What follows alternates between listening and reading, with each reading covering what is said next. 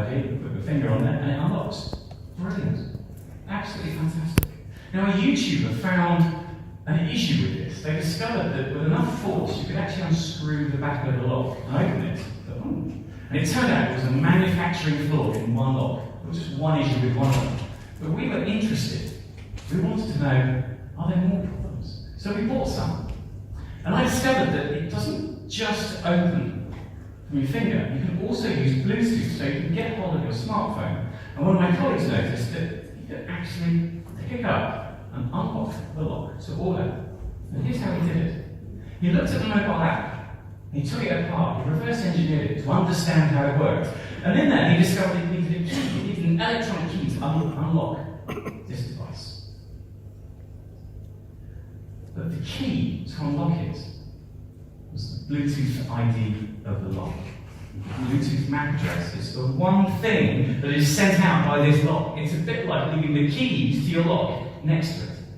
It's unbelievable. We videoed it here, so with something as simple as a phone or a laptop, you can unlock any lock to order. There it goes, it unlocks. We've now got that attack so fast we can do it in less than 0.8 of a second.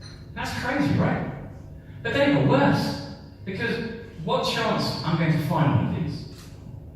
And another cool researcher, a guy called Vangelis Stikas, looked at the cloud service the mobile app talked to, and realised that you could discover from that where all the locks were. He could pull your address. So now you had the perfect ticket to find out where the locks were and unlock them to order. That's crazy. Really crazy. This is an interesting product. It was part funded through a TV show called Dragon's Den in Canada, a bit like Shark Tank in the USA, but I think their backers might have some questions now. This is interesting. Now the next place. Your home Wi-Fi, you have a Wi-Fi password, right? Now if I can get hold of that password, if a hacker can get hold of that password, they can get on your Wi-Fi network. And they can start to listen and intersect and redirect the data. So the data you're sending to social networks, maybe the data you're sending to your bank. So how could IoT lead to problems like that? Well, I want to introduce one of the very first IoT device I ever looked at, and this is my Wi-Fi kettle. Anyone got a Wi-Fi kettle? No? You need one, they're great. The idea is you put it in your kitchen.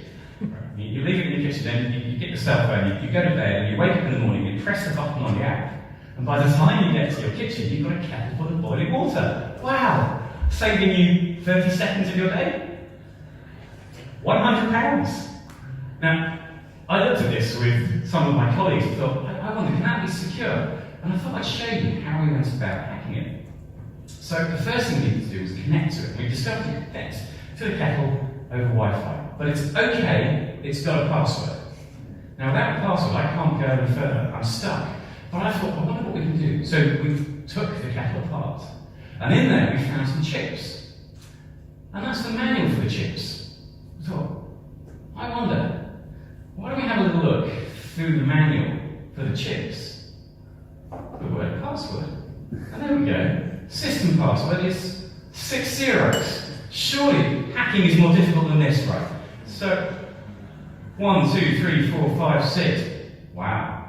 Now I'm talking kettle. Excellent. But I still haven't achieved anything. I haven't done anything yet. So I then read further in the manual. We reverse engineered the mobile app. And we discovered a command that scared me. We discovered you could do this. I could recover your Wi-Fi password from your kettle. So now I'm on your home Wi-Fi network, I can listen to everything you're doing, I can redirect your passwords, your data, steal things, everything, just because you wanted to bot. So you can watch it afterwards. This guy is extremely smart. I'll just give you now 2 examples. I had a question when I stepped in and you told me if we can secure IoT. I don't think so, to be honest with you. I don't think so that we can even secure IoT because of a couple of reasons. One of them is because we're not educated enough to deal with IoT. IoT is too close to consumers. How many of you, before you buy a tablet, you have checked how secure your tablet is? You just buy things because they look nice. You buy things because it's a cool brand. You buy things because they're cheap, but you never look at your security, because security is not on our top list. So if security is not on our top list, how are you going to secure IoT? There is enough regulation? Yes. These devices were created in Europe, deployed in Europe, designed by European teams. What is the regulation? I can assure you that I can break into your house in 10 minutes, and you're using thousands of devices and you're connecting anything to your home without even thinking. I do believe that securing IoT, it's something that we should live with, that we're never going to be able to do it, at least in the next decade. What we can do is educate our children, educate the next generation, to try to think differently and try to put security at the top of the bucket list, because we don't. And that's my opinion. I will share with you a slide based on at least my 11 years experience in the digital, and I will be able to tell you what we should watch for, but in my opinion, the most important thing is education. I will take any questions or reactions about this video, because it's scary, right? One more. Yeah, Javier, you want to intervene? It's scary. About this, there is something that at least European Commission is trying to do. So there is a bunch of regulation which Richard partially mentioned, which is basically called product compliance, which means that any practically physical wirelessly connectable device shouldn't be placed on the market if there is not fulfilled, let's say, set of the criteria which is prescribed by the law. So now they recognize is that IoT security is one of the potential flaws, and now they want to basically amend the legislation to add this as an additional set of, let's say, requirements. And now there are two, I would say, potential challenges to this, at least in my view. Idea is good, it's okay, absolutely no problem. But I think that again it comes to this, that every of the devices that we saw is placed on the market, and in theory they should be compliant. And the logic is that you have the regulation, you assess as the manufacturer against the regulation, you issue self-declaration of conformity, and you place it on the market. And in principle, unless there is any complaint, how many of you heard about this spying doll in Germany? It was a huge affair. Doll. There was a doll, actually Wi-Fi connectable doll, basically IoT device. Yeah, it was actually in the video if you want to see it. Yeah. So which basically could spy on people and be hacked in their homes. Yeah. That was reported to the regulator. All these dolls were seized from the shops, destroyed, and so on. So yes, when you find out that there is, sorry to say, pile of shit, then there is an action, there is a regulator, they are coming, they are doing things. This is all ex post. Now the idea of the Commission would like to have is to have more like ex-ante assessment, which is, I would say, novel. Let's see how it will work in practice. Because honestly, I agree with you, I don't think it is possible to really eliminate all the risks, or maybe even major ones. And how they say, there is always someone who's stronger, so there is always someone who will find a way if they really want to reach into something. But I think it's just interesting to know that there is a raised awareness that something needs to be done. Unfortunately, I would say that doll was the trigger for it. I think there could be much more important reasons and examples than the doll. But since this was, so much in the eyes of the public, it was because of the children and so on, it raised the awareness. So yeah, I fully agree with you, because security, it's too late to secure IoT. The only thing that we can do is just to share awareness. Do your homework before you buy anything. Do your homework before you connect anything to your network. Trust no file, trust no application, trust no device. This is the only advice that I can give you. Because at the end of the day, IoT is not about technology, but it's about security. And if security is not a top list for you as a human being, you can't pretty much do anything about it. So my learnings are split between technology and business. On technology, there is a huge issue with the web interface. cross-taping, scripting, direct physical ingestion. You don't have to care about all this, but all these interfaces are not secure. You can access them pretty easy. Authentication and authorization. We've discussed about two-factor authentication, one-factor. We can discuss about VPN. All these devices are not using any kind of this authentication, and I will tell you even why. Lack of transportation, no TLS, no HTTPS, no SSL, just direct transportation encryption. These are the three major issues that I've seen and I foresee every ITO project. This is a big topic. Every framework, every software for every IoT device is not checked by no authority as of now, because that is considered as PII for a specific company, so they are not giving you the source code to check it.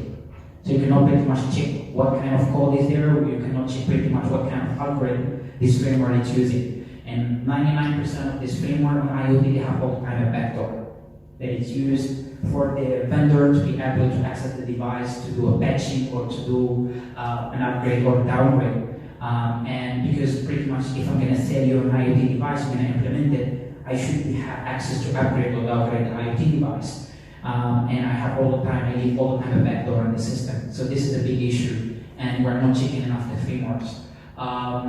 Network services, cloud interfaces, and physical security, we're doing enough. And I've heard stories from you and from you also. We're working, and everybody's working on trying to pretty much secure the network, the cloud, and the physical components and devices. But we're not looking at the top fours that, in my opinion, are extremely critical, and we're not doing enough.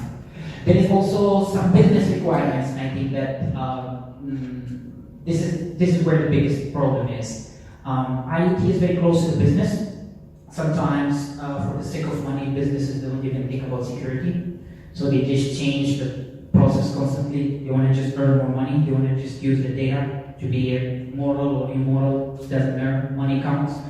Broken processes. We don't spend enough time to design the process. And this is why a hacker is all the time is able to find a backdoor. A hacker is not smarter than me or than you. Smarter doesn't have enough time to follow the process and go step by step to be able to know where you left the door open. So we don't spend time on process. We just want to extract data. We just want to develop data. We want to just give insights, but we don't spend enough time to make sure that there is a huge, solid process in place. Biggest item is lack of understanding and education. We're not educated enough on IoT. We're not spending enough time to educate our children and even educate ourselves. We just use devices because it looks cool.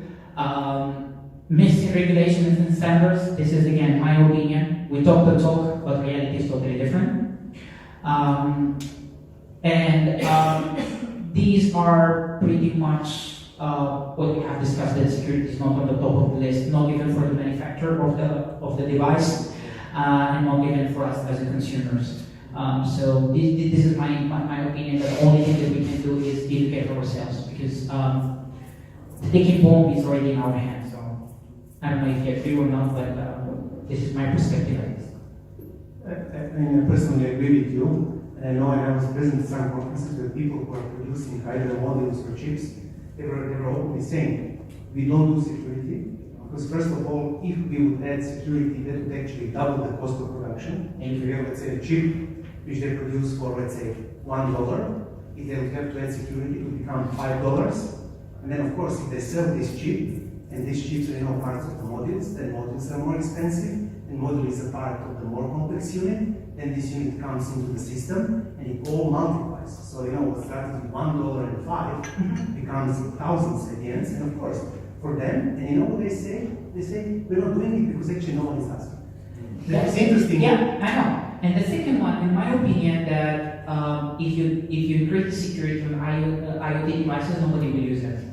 Because we're already dealing with a lot of passwords. We're already dealing with a lot of two-factor, one-factor VPN authentication and working outside. So imagine if I'm going to sell a core IoT device for you to use to do whatever thing, and imagine that you're going to have to buy two-factor authentication, you're going to have to use a complex authentication system, you will not use it.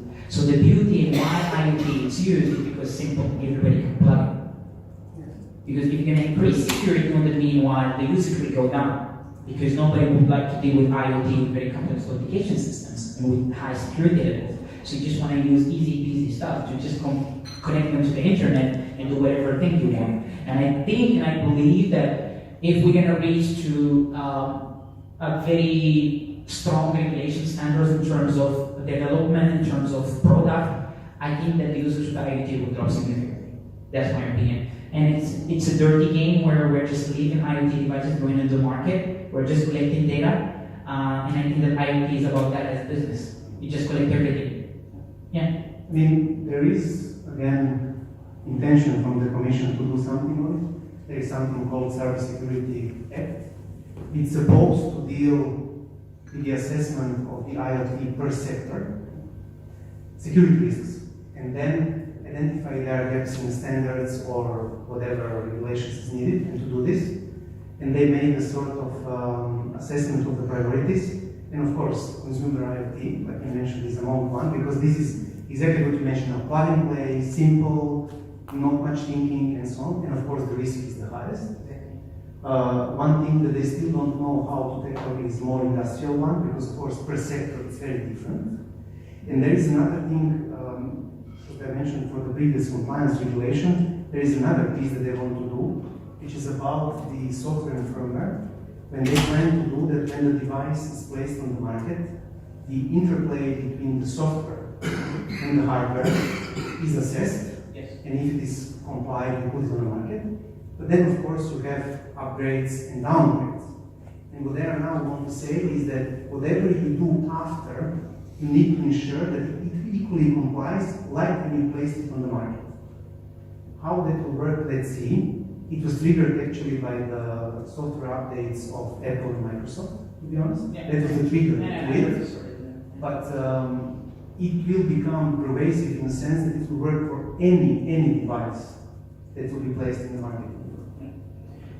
Before I take your question, I guess the only thing that you can do is if you want to have IoT device connected to your network, all the time use a ghost network. You have your Wi-Fi, you connect it to your Wi-Fi as using your phone or laptop. If you want to connect an IoT device, use a segregated network.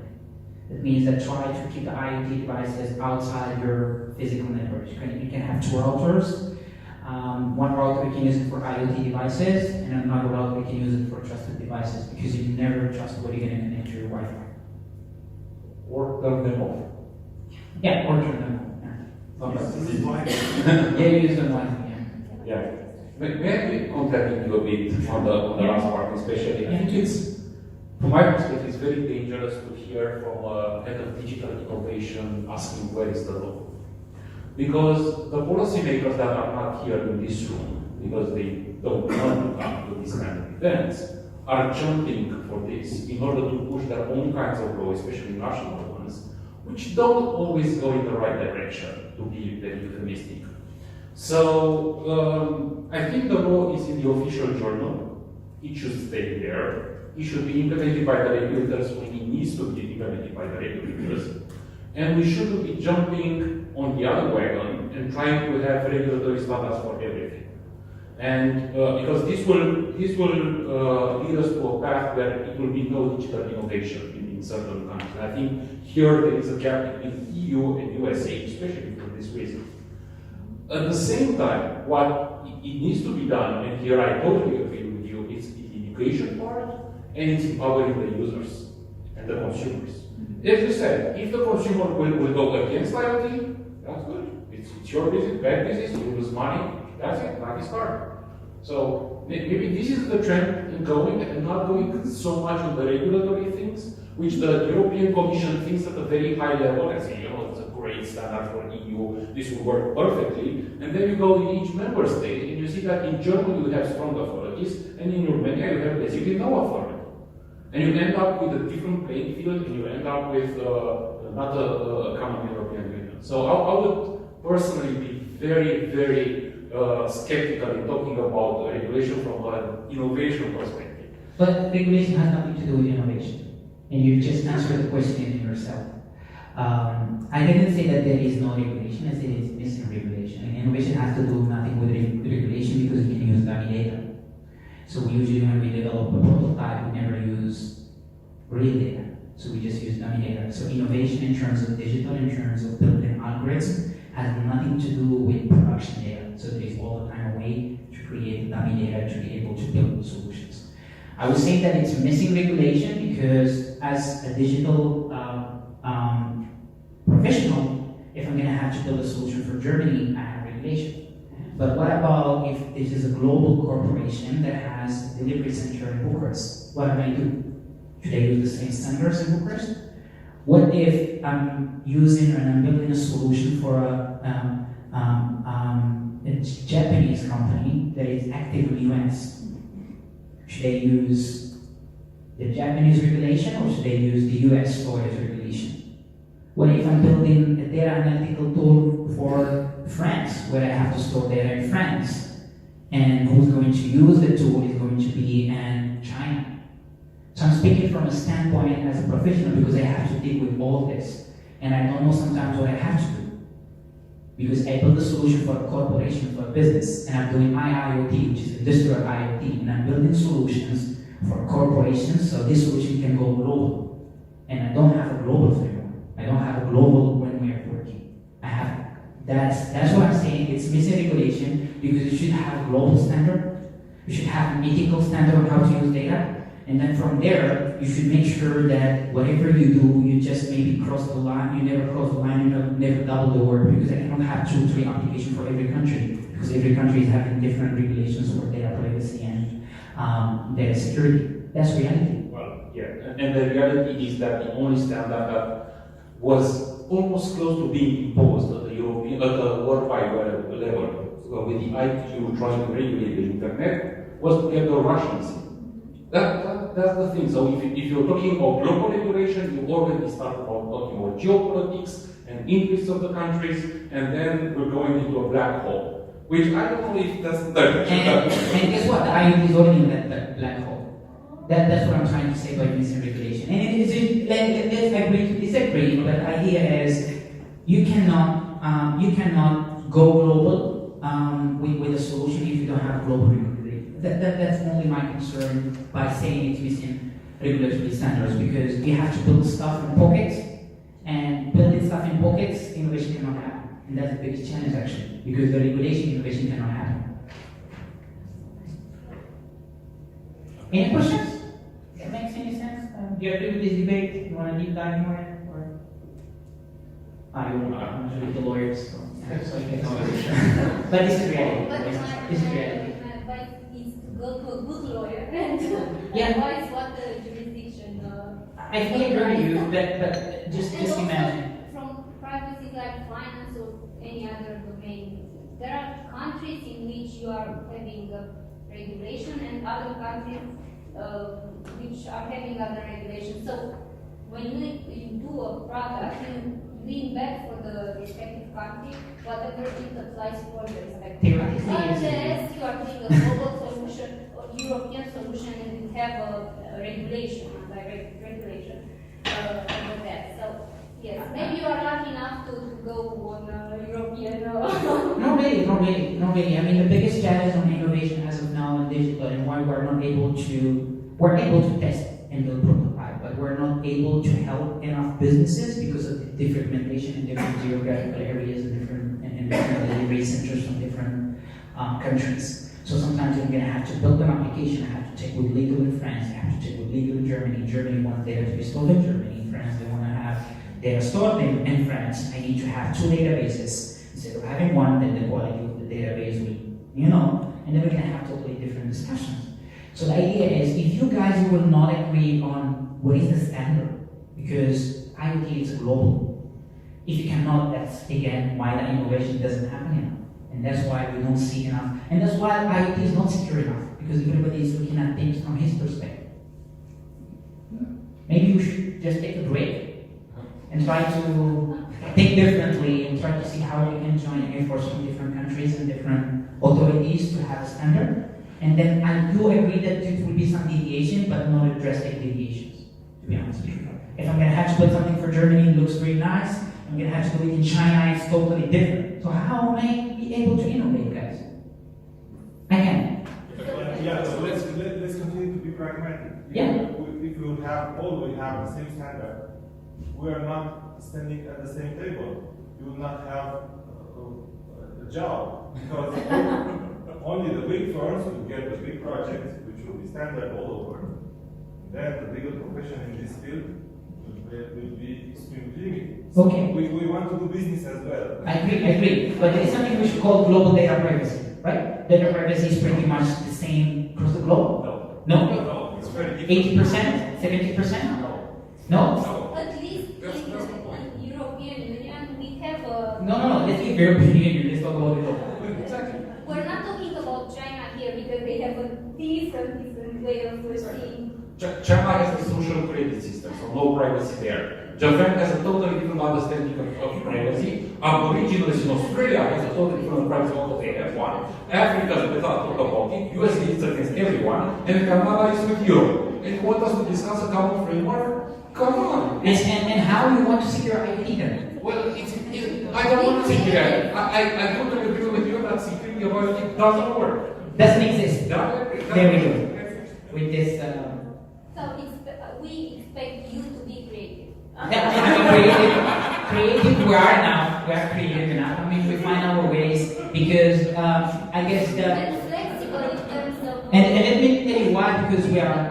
requirements. Yeah. Let me tell you why we've managed to develop these global solutions. Because the work that has been done on cloud interfaces to secure them allow us to be able to select on the cloud database where we want to store the data virtually without having a physical server there. So the cloud is the key because cloud is the enabler of IoT, and a lot of work has been done already on the cloud systems. So that means that from an innovation standpoint, hosting and what I have to store the data is not a challenge anymore. I was just trying to point an idea, and I'm just trying to play the devil just to show maybe another contrast of regulation and try to show another contrast of IoT. And try maybe also to bring some pragmatism to the discussion. That's all. But I mean, solutions we have to find them at the end of the day. And we should. Okay. No questions? No reactions? Okay. We can stay all night and contradict you. That means that we have a good discussion then. Cool. As long as we are charging per hour, efficiency is a total danger to our business model, right? We are betting on this table on when will it disappear. Okay, cool. So thank you guys. And Thank you. I'll need to go back to our regulation. Thank you. We'll probably contradict you more during the wine because then we have one. Yes, we can be online. But now, because we talked also a bit about policy issues, and Daniel Filipovic was already bringing us some insight about how EU policy works in this matter, and not only that. So, Daniel is from Alliance of Internet of Things Innovation. The presentation is already in the computer. It will just start probably in a couple of seconds. And he will tell us more about how the business models are influenced by the DNT and what are the new business models. And if you want to say a few things about the new EU proposals in this area, it's also nice. And if you don't have. So it seems it works. Okay. So I have a couple of slides just as an introduction about digitization and IoT. What I think we didn't mention in general is that basically we have some bigger trend than IoT in itself. And I agree with you that IoT is really about the process and business rather than technology. And one thing that also you partially mentioned the cloud as a sort of underlying thing to build IoT on this. What no one mentioned, and I think this is the key of all keys, both for the cloud and everything, is connectivity. If you don't have a network, meaning someone who provides actually access to connectivity, all of these nice things you can absolutely forget. So these are really the layers that people are not thinking about because they are given. We are taking it like we have water at home. No one thinks that there is a network behind and someone pumps this and cleans and whatever. So these are also the elements. And basically this digitization comes on top of everything as the biggest trend, starting from the industry, but then coming to the public administration and then to everyday life. We saw the example of the Wi-Fi kettle. You have Wi-Fi fridge, you have Wi-Fi everything if you want in your home. To be honest, I really don't know who really needs it. And okay, you know, you wake up, you put the kettle. Looks cool. Looks cool. But I mean, honestly, is it really like something essential beyond being cool? I'm not sure. I'm really not sure, but okay, you know, it's on the market, people can buy it and so on. So there are different layers, and digitization is, I would say, the underlying umbrella for all of it, from digitization of the industry, digitization of the processes, supply chains, procurement, logistics, and so on, to the manufacturing, and then basically bringing the IoT as one of the enablers of this digitization. You showed a lot of examples of this, so I don't think we need to spend much time on it, but it was useful to mention that there is a bit of a broader umbrella to it, called digitization, going to all aspects, I would say, of life, although it started from the industrial point of view. Then what I wanted to say is that there is, I would say, some difference which already mentioned in the privacy framework, but I think it's useful to mention on the IoT and digitization framework as well, as differences between, for example, Europe, US, and China. So basically what you have in China is that the whole supply chain, the whole logic of digitization is orchestrated by the government. So government there orchestrates life. In short, you mentioned social credits, everything is orchestrated basically by the government, it's centralized, and then it has its life and implementation. In the US, you have I would say, the other extreme, where you have, because of the size of the country and the potential of the consumers, you have a great lake where businesses can scale up relatively fast, and then when they reach the scale, then basically expand and become, so to speak, global platforms, which is based more on the market-driven, I would say, inputs rather than government saying do this or don't do that. What we have in Europe is a sort of a mix, because in some countries you have more governmental sort of thinking strategies, what should we do, what are the supply chains, how we should develop our industries and so on. Let's say Germany and France are maybe the best examples of this, not the new ones. And then you have Europe, which is strong in industrial IoT, in supply chain, in components. So basically people don't know that many things in the cars, even if they are American, are built from Europeans, from Bosch, that everybody knows, but to many other companies you've never heard of. Or from the chips and to the very complex systems in the devices. So Europe is, I would say, somewhere in between, but basically fragmented. And that's what I think is just kind of useful to mention and to know. And then basically what you have how these value chains are developed, and actually what you should do. And actually what we found out as the association, as a sort of suggestion, at least from my perspective, to the lawmakers in Europe is we need to find simply collaborative approach, because no one on its own can deliver anything that is scalable, not in Europe. And I will try to give you a couple of examples of what we are trying to work and offer as a part of the solution, that then people can build various business cases on this. It's basically a collaborative approach, and to involve, of course, the end users, because this is developed for the end users. It's not developed just for the sake of being nice and do the research and do the nice things and being just more excited about this, but to develop for the end users. And then what I think is important for Europe is to build and enable ecosystems. So since Europe is in a way fragmented, there are various initiatives that are trying to build so-called digital innovation hubs, and some of them are IoT related, which means that they are pooling local and regional resources to build certain solutions for the regional governments at the beginning, and then this will be scaled up for more use. One example that we are working on as the association is data marketplaces. Now, one of the data marketplaces, can you give me an example of the data marketplaces that you would know from your daily life? I bet you're not aware of it and many of you are using it. Google Play. Sorry? Google Play. Yes, excellent. Similar other ones? The one that Richard mentioned earlier, the Stanford. Amazon. Who buys on Amazon? Oh. Or your local platform. So we have our own exactly. We have local ones, exactly.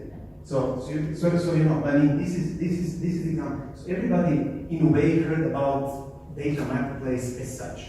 So we are not basically aware really what they are doing. We are just, you know, nicely buying there. That's it. So what we try to develop is, okay, if we are talking about IoT data marketplace, how this can work. So we developed sort of a 4 stages of development. First is how to make the infrastructure, which IoT infrastructure actually can be used.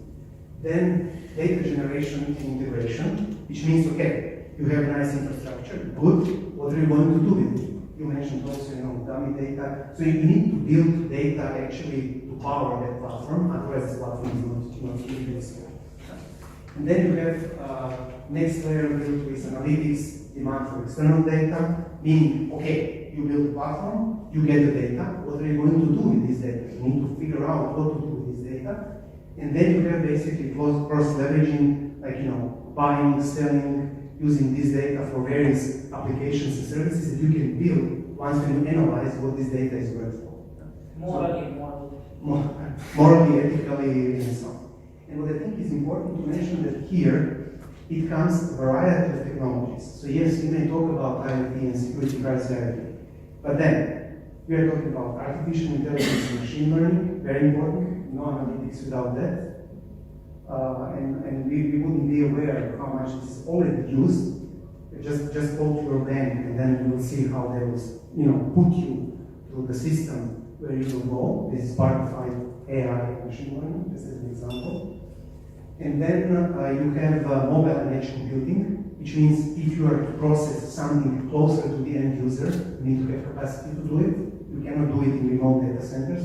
You need to do it closer to the edge, basically to the end user. Otherwise, it doesn't make sense. Like you said, you know, to the machine, it has to be closer to the plane, not somewhere, you know, in the air, so to speak. And this, I think, is important to mention as addition to IoT, because IoT is the enabler of it, because without IoT you can't basically harvest all this data and do this, but without all these additional technologies and connectivity, all this simply cannot work. Then on the technology side, of course you will choose which type of the platform you will use. Then how you will build your data lake, how this data will be integrated. Then we come to all the sort of questions which I mentioned. Okay, you know, what's the purpose? Should I do this? Shouldn't I do this? How can I handle this? Then you have building of applications, dashboards, automation, and so on. Meaning, once you have this data, you decide what to do with this. You have to make interfaces for people actually to use it, make sense out of it. And then you have basically marketplace in which you can make some transactions with this data and use it for various purposes. There are, of course, the challenges, as you can see. First, investments, meaning where to invest, how to prioritize, as usual. Interoperability, that comes back partly to what you were saying, missing the regulatory standards. I think we also mixed a bit regulation and regulatory standards. These are not the same things, and regulatory standards is absolutely necessary, and they are partially global and should become as global as possible. And interoperability is a very important part of it because you have, like we heard, you know, Siemens platform, there's Bosch platform, there is many platforms individually built by the companies. Okay, great. But then when it comes to the end user who may have very different needs, may use maybe both of it, what will the user do with two platforms that cannot communicate to each other? So this needs to be somehow recognizable. They need to have a sort of translation between the platforms. Then you have the organization, transformation, ecosystems, value chains, which needs to be built for every data marketplace. And of course, this is as always, basically need to build a business case. And then you have societal challenges because, of course, some of it will tend to solve some of the challenges. I will show later one of the examples for it. Sorry, going back. This case. Oh.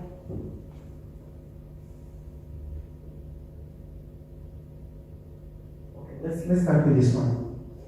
Here, what we try to do is what we call high-level architecture, and the idea here is to prove, or let's say, to provide a sort of a model for everyone who wants to build a marketplace, how IoT